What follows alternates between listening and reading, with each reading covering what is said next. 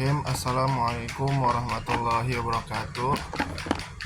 Saya Ali Krisnajati Winata Kusuma, mahasiswa Ilmu Al-Quran dan Tafsir semester 4 kelas A. Di sini saya akan melanjutkan mereview buku tentang The History of the Quranic Text karya Profesor Dr. Al-Ajami MM, yaitu tentang bab 11 sampai 13. Langsung saja, pada pembahasan bab 11 ini membahas tentang penyebab munculnya ragam bacaan. Pembahasan yang pertama itu ada sistem bacaan sebagai sunnah. Ilmu seni baca Al-Quran atau qiraat yang pertama diperkenalkan oleh Nabi Muhammad SAW sendiri merupakan suatu praktek sunnah yang menunjukkan tata cara bacaan setiap ayat. Tidak ada bacaan yang bermula dari hasil tebakan seorang pengubah yang dilakukan secara pribadi, di mana ketika muncul lebih banyak bacaan orang-orang yang memiliki otoritas. Semua sumber bisa dilacak sampai Nabi Muhammad SAW. Adapun yang kedua itu perlu banyak ragam sistem bacaan, penyederhanaan bacaan bagi non-Arab. Nah, penyederhanaan ini bagi mereka yang tak bisa melafalkan teks Arab.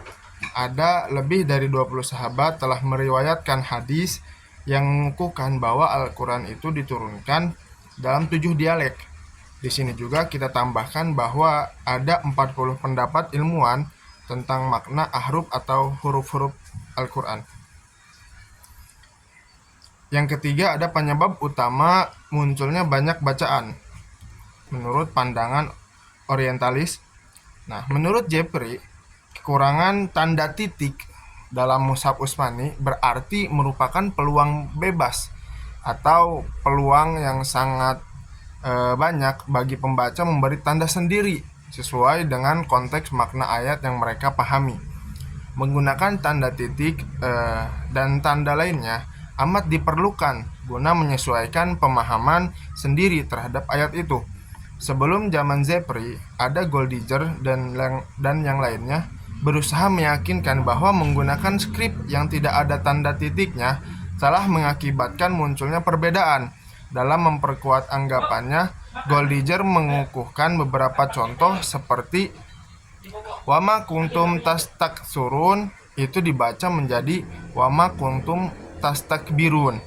Ada juga ayat idza darabatum fi sabilillahi fatabayyanu dibaca idza darabatum fi sabilillahi fatatsabbatu. Itu karena dulu memang tidak ada tanda titiknya. Maka ada beberapa perbedaan. Yang pertama, perbedaan karena tidak ada kerangka tanda titik. Adapun yang kedua, perbedaan karena tidak adanya tanda diakritikal. Nah, bagi yang tidak begitu mengenal sejarah seni bacaan Al-Quran, contohnya seperti itu mungkin dianggap sah. Tetapi walau bagaimanapun, semua teori harus berhadapan pada ujian terlebih dahulu sebelum dipertimbangkan sebagai teori yang sah. Nah, yang keempat, ada penyebab kedua yang mengakibatkan banyak bacaan atau varian yang beragam. Jeffrey juga berpendapat bahwa perbedaan muncul karena beberapa pembaca menggunakan teks yang bertanggalkan sebelum mushaf Utsmani, yang kebetulan berbeda dengan kerangka Utsmani yang tidak dimusnahkan, walaupun ada perintah dari khalifah. Tetapi anggapan ini dibesar-besarkan tanpa adanya bukti yang kukuh. Adapun yang kelima itu mengubah semua kata karena kesamaannya dalam waktu membaca. Goldiger dan yang lainnya menganggap bahwa di zaman masyarakat muslim terdahulu, mengubah suatu kata dalam ayat Al-Quran untuk mencari kesamaan adalah sangat dibolehkan. Nah, dari sini kita dapat menyimpulkan bahwa beberapa ilmuwan mengajukan catatan penjelasan pada pendengarnya sewaktu ia membaca Al-Quran. Ini tidak dapat dianggap sebagai varian reading yang sah dan tidak pula dapat menganggapnya sebagai bagian dari Al-Quran. Itu untuk penjelasan bab 11 sedikit saja.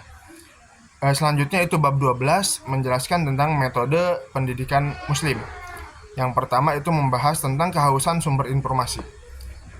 Sejarah mencatat saat Rasulullah SAW sampai di Madinah, beliau mengatur persekolahan dan meminta setiap yang berilmu, walaupun hanya minim gitu kan, walaupun hanya sedikit, harus menyampaikannya pada orang lain. Nah, di zaman kekuasaan para khalifah, terutama 3 orang pertama, Madinah itu berfungsi sebagai pusat agama, pusat militer, pusat ekonomi, administrasi agama, yang pengaruhnya merebak hingga menerobos sejak dari Afghanistan hingga ke Tunisia, dari Turki Selatan hingga ke Yaman, dan dari Muslat hingga ke Mesir. Ilmu administrasi, hukum keagamaan, strategi politik, dan kemiliteran, serta semua hadis Nabi disampaikan pada generasi penerus melalui sistem yang sedemikian unik. Yang kedua itu ada hubungan pribadi, unsur penting dalam sistem pengajaran. Saat Rasulullah SAW memasuki episode sejarah, pemeliharaan kitab Al-Quran dan Sunnah menjadi tanggung jawab para sahabat, di mana komunitas muslim mampu membuat suatu konstruksi keilmuan yang begitu jelimet dalam mengurangi ketidakpastian yang menjadi sifat dari sistem pengalihan ilmu pengetahuan. Sistem ini didasarkan pada hukum kesaksian. Adapun yang ketiga, permulaan dan perkembangan sistem isnad. Nah, kisah isnad bermula sejak zaman Rasulullah SAW yang kemudian merebak menjadi ilmu tersendiri pada akhir abad pertama Hijrah.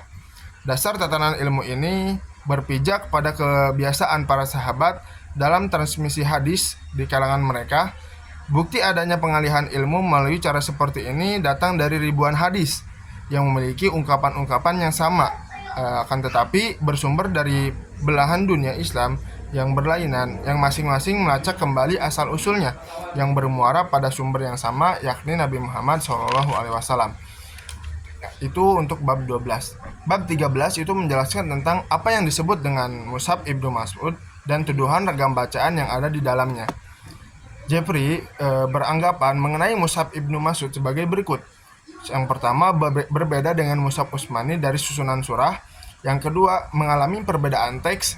Dan yang ketiga, tidak memasukkan 3 surah, yaitu Al-Fatihah, Al-Falaq, dan An-Nas. Akan tetapi, untuk surat Al-Fatihah nampaknya tidak mungkin dihilangkan dalam Al-Quran, maupun Ibnu Mas'ud sekalipun. Karena yang kita ketahui bahwa surat Al-Fatihah itu sebagai surat pembuka dan juga sering dibaca di dalam sholat gitu kan, sholat 5 waktu. Akan tetapi untuk surat yang ke-113 dan 114, yakni Al-Falaq dan An-Nas, murid-murid Ibnu Mas'ud yang cemerlang semuanya meriwayatkan bahwa Al-Quran yang mereka terima dari Ibnu Mas'ud berjumlah 114 surat, bahwasanya full gitu kan, sama seperti mushaf-mushaf yang lainnya.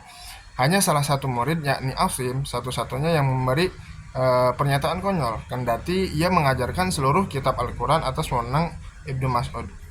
Nah, lalu kapan tulisan itu diterima sebagai bagian Al-Quran? Prinsip menemukan ayat sebagai Al-Quran ada 3 pedoman yang hendaknya terpenuhi. Sebelumnya, cara bacaan dalam suatu ayat dapat diterima sebagai Al-Quran. Qiraat tidak meski diriwayatkan dalam satu sumber yang memiliki otoritas, melainkan sejumlah riwayat besar yang cukup untuk menanyakan kemungkinan adanya kesalahan yang masuk, yang juga sampai kepada Nabi Muhammad SAW dapat mencerminkan keorisinalan dan juga kepastiannya bacaannya.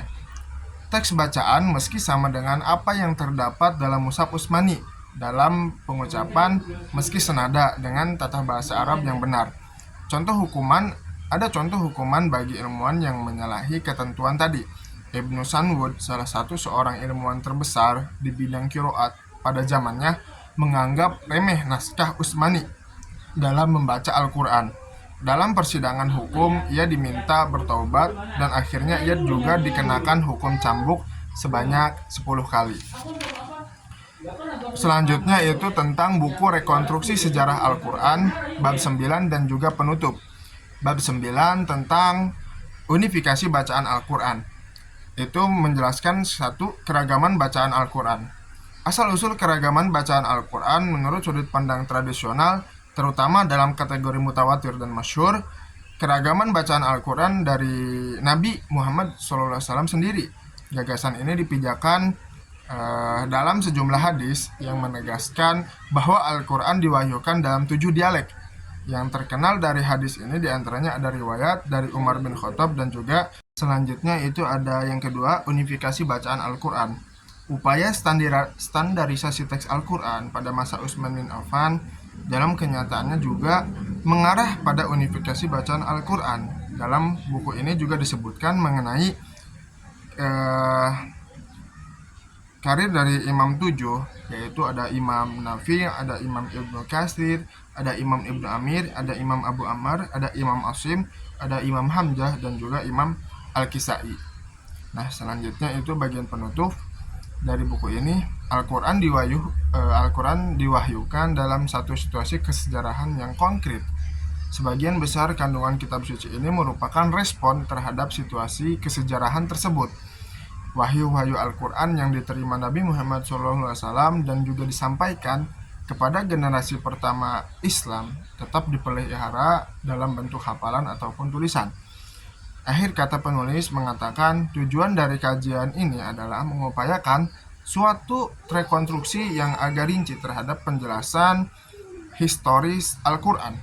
Walaupun sejarah teks pada bacaan Al-Quran pada perkembangan formatifnya masih tetap menyimpan sejumlah besar misteri yang menuntut penelitian lebih jauh dan juga mendalam tentang di masa-masa mendatang. Mungkin itu saja yang bisa saya sampaikan. Kurang lebihnya mohon dimaafkan. Wassalamualaikum warahmatullahi wabarakatuh.